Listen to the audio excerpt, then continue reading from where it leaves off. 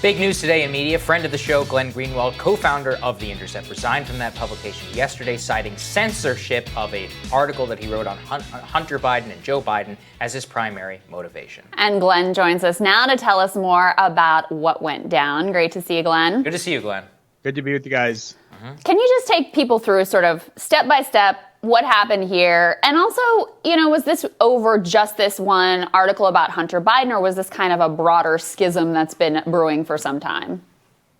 It's definitely part of a broader schism that's been brewing for some time, although even in the absence of that, even if things had been perfect, I would never accept somebody telling me that I can't publish my views or perspectives without having other people first agree with what it is that I'm saying. So even if everything had been perfect, I think this probably would have happened anyway. But no, as I detailed, I had a growing dissatisfaction with the direction of The Intercept. And a lot of this, I think people have to understand is the way that I've always written is based in how I began writing, which is I didn't go to Columbia Journalism School and then try and get a job at the New York Times. I opened a blog for free in 2005 and just began expressing my views about what I was seeing in the Bush administration, the war on terror, and then I would hit publish. And that's how I built an audience, was because I was being so free in my expression and candid and about my tone and talking like a real human being. And so I never wanted to enter media outlets. And when they began trying to invite me to go and join those media outlets, my condition was always I need to keep the same exact editorial freedom where I post directly to the internet without editorial intervention, except in rare cases like the Snowden case or the Brazil reporting, or where it could give rise to legal liability. And this has always been the condition of any place that I went, written into my contract, Salon, The Guardian. And obviously, I didn't go and create a new media outlet when I created The Intercept in order to impose greater limits on my own freedom. Nobody would do that, and I didn't either. So I've always had that freedom to publish directly to the internet without anyone intervening, which is why I've been able over the last 4 years to be able, for example, to publish so much skepticism about Russiagate when it was horrifying my colleagues at The Intercept who were on board with Russiagate and knew that it was making their liberal friends angry. It was only because I had that right. So that right is sacrosanct to me, to be able to express my views without having to negotiate the tone I'm using or what it is that I'm saying to appease other people's ideological preferences or their own views of what is correct or incorrect. And that's why I encouraged them. And I said, look, if you don't agree with everything I'm saying about the Hunter Biden emails, I totally understand that it's a very debatable issue, then you should actually go and write your own article and say why what I'm saying is wrong and air that debate, air that dissent instead of suppressing it. But the reality is that the reason they didn't want to do that is because in 2016, The Intercept was one of those publications like the New York Times that was blamed for Trump's winning because we did do a lot of reporting on the Hillary emails because that was our job as reporters.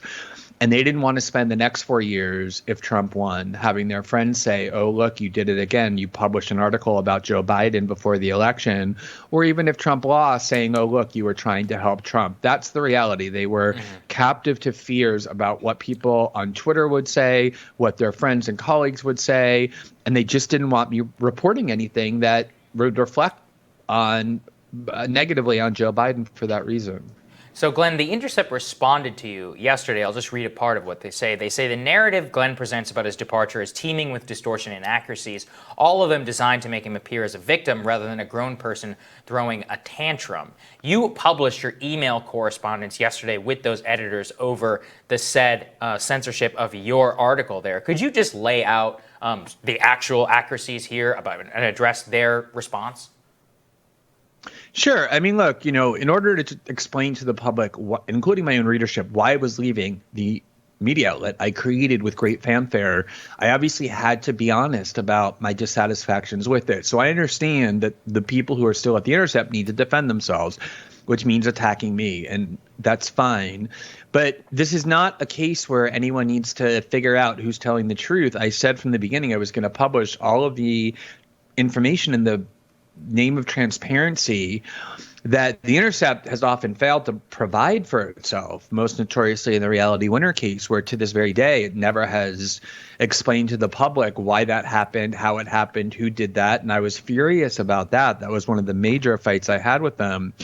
And so I didn't want to be that way. So I published the correspondence, all of it I had with my editors surrounding their attempt to censor my article. And it was very clear what they said, which is, we're not going to let you publish this unless you remove all of the sections that talk about Joe Biden and Ukraine and Burisma and Joe Biden and China, and instead just make it a very narrow, much more stripped down version of this article by talking about your media criticisms. And I said, look, if there's a factual inaccuracy in the article, of course I want you to identify that, but you haven't.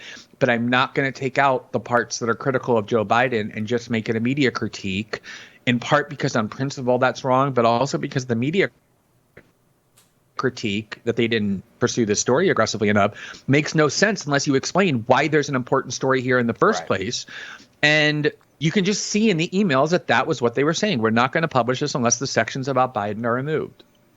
So let me ask you this, Glenn, and I speak sort of candidly. Like, I think a lot of people on the left weren't sure how to handle this yesterday for a couple of reasons. Number one, because so many of us had such great, incredible respect for you, but also maybe because the bar has been so lowered.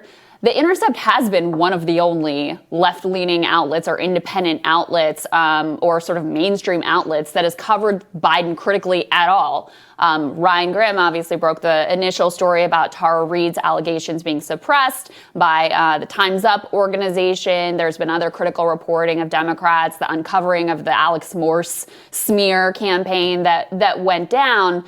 So it's sort of like, we see at least some critical and honest reporting coming out there. Can you speak to that part? And then also, the other piece that's complicated is I see a lot of people who are frankly acting in bad faith who want to use your legitimate critique to smear basically every journalist that's working at The Intercept, some of whom I know you believe also are doing excellent work. Can you talk to those two pieces?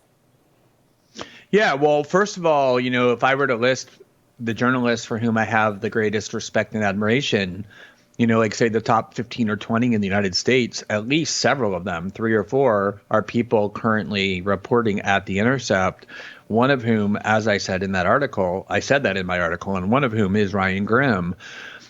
A lot of people at The Intercept are trying hard to adhere to the vision that we set out to achieve, but I think it's really important to put it in perspective, which is if you look at the reporting, the critical reporting that was done about Joe Biden, including the Tara Reade story and other things, almost all of it took place not once Joe Biden won the nomination and became the only alternative to Donald Trump, but prior to that, when it was in the primary season.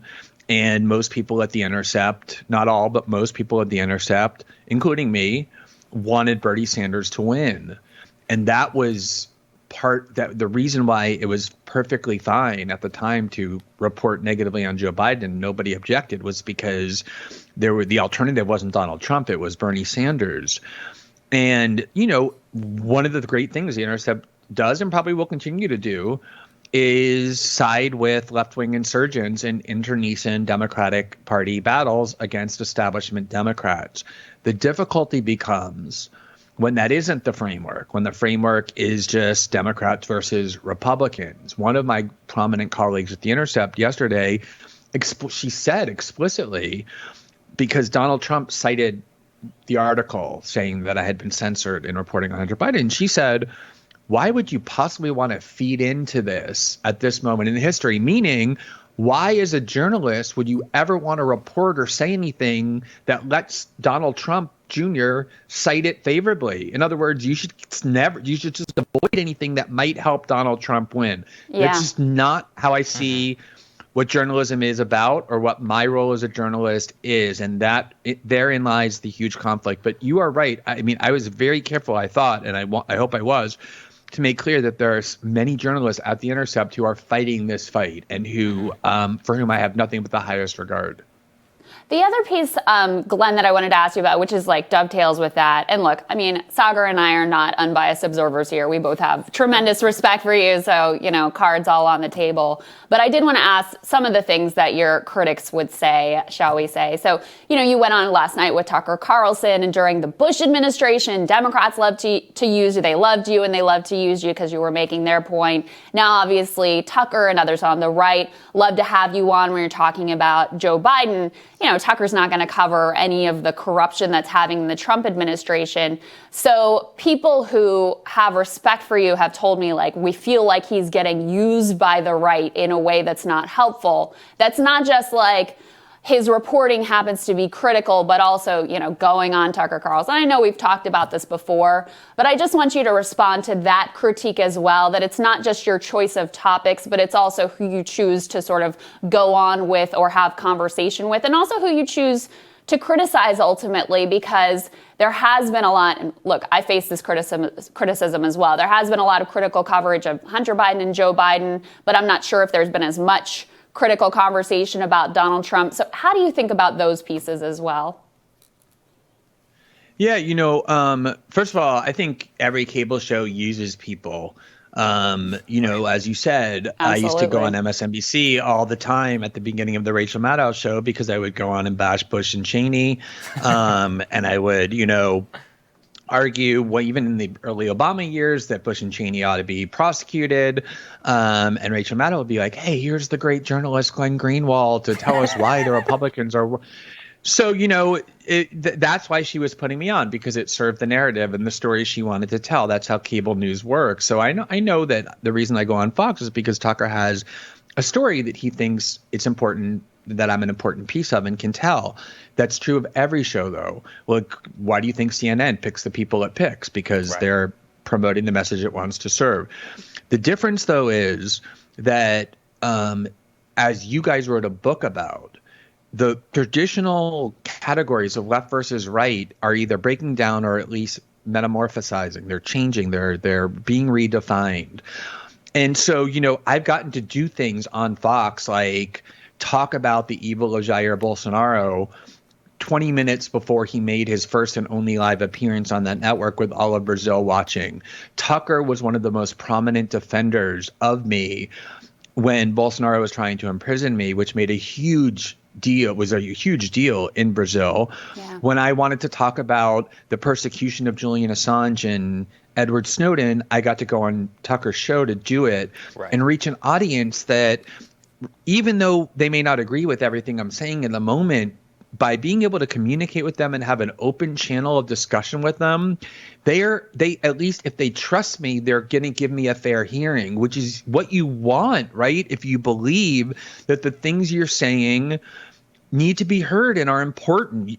It'd be so much easier to isolate myself in echo chambers where everybody applauds me, and then the question of choice is, I've always tried to. The reason I started writing was because I wanted to bring attention to things that I thought the media was ignoring, not that the media was already covering. Yes. I assume that my readers already know all the reasons why Trump is horrible. I've written negatively about Trump before. I just don't think it's a valuable use of my time or platform to just go around repeating what CNN and MSNBC and the New York Times op-ed page are all already saying. What good does that do other than win me applause? I want to bring attention to some of the kind of unseen trends that I think are really disturbing, that my readers would benefit from rather than just having their views reinforced. And I think that's why I've built up a loyal audience over the years. Such a key point. Glenn, where can everybody go? One more thing that I honestly want to just give you a chance to respond to. One of the allegations that the Intercept essentially leveled against you is that this was a money-making play, that you saw an opportunity here to, get out of your contract, and you see other people out there on their own making a bunch of money, and that's what this is really all about. What's your response to that, Glenn? So it's so ironic because The Intercept is a place, probably more so than anywhere else in media, where you make an obscene amount of money, not just me, for doing very little if you want, because of the way it's funded. It has no advertisers, no subscribers. People there are making hundreds of thousands of dollars a year. They write very little. no one reads what they write. It doesn't matter. They're going to be there for life if they want. Same with me. I was making a huge salary, but on top of that huge salary I was making, The Intercept pays my assistant. It pays all the huge team of very expensive lawyers in Brazil that I have to fight off the criminal case that is still pending. And most importantly, it pays all of my security needs in Brazil because of the threats that were provoked by my husband being a socialist member of Congress and the reporting we did last year. The chances that no matter how well my Substack does, I'll ever get to that level is extremely low. I was making not just a huge salary, more than I need in life, but The Intercept was providing enormous amounts of resources for things I need for my family and for my life. If I were motivated by money, I would have just sat at The Intercept forever until something better came along. It was a huge gamble for my family and a huge risk. And if I can't imagine anyone thinks that money is the reason to leave The Intercept, money is the reason to stay at The Intercept. I think it's such a key point. Where can people go and subscribe, Glenn? So I'm now at Substack, a place that numerous other writers and journalists who have been expelled from their media precincts for committing various heresies are now writing. And the way it works is you can, it's like kind of a refuge for the moment, like a little safe space. And the way that you can read it is you go and you subscribe and then you can support the journalism, which is an important thing to do. We all have to make a living. And then the journalism arrives in your email box, in your inbox. So you're really writing you're beholden only to the public and to your readership. So you just go to Substack, search my name, and that's how you find it. There you go. Glenn, Greenwald.substack.com. Genuinely excited to see what this next phase brings for you. Thank you so much for being with us this morning. I already subscribed, and I hope everybody else does. Thank you, Glenn. Appreciate you. Thank you, Sagar. Great to be with you guys. Next on Rising, voting behavior consultant David Trotter. He's going to tell us about trends in Florida. That's when Rising continues.